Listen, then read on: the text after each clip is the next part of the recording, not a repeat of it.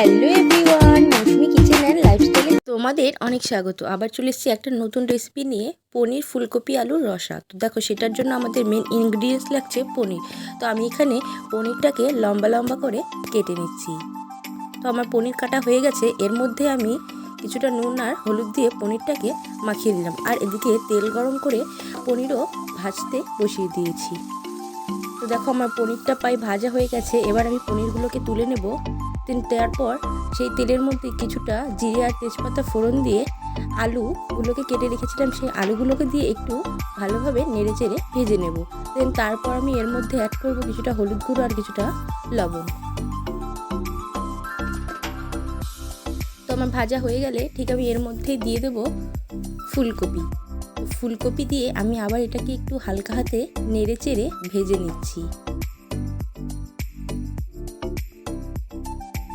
খুব বেশিক্ষণ ভাজবো না, অল্প একটু ভাজবো।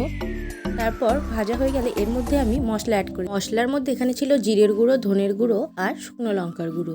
তারপর সেটাকে জলে গুলে দিয়ে দিয়েছিলাম। তো দেখো, এরপর আমি মশলাটা দিয়ে একটু আলু ফুলকপিটাকে একটু ভালো মতো নাড়িয়ে চাড়িয়ে কষিয়ে নেব মশলাটা। তো দেখো, আমার মশলা প্রায় কষেই এসছে।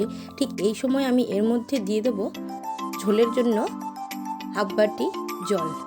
তারপর হালকা হাতে একটু নেড়ে চেড়ে ঝোলটাকে একটু ফোটা অবধি ওয়েট করব।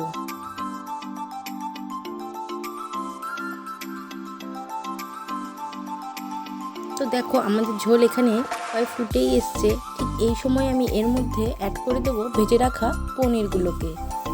তো দেখো, আমি এর মধ্যে ভেজে রাখা পনিরগুলোকে অ্যাড করে দিচ্ছি।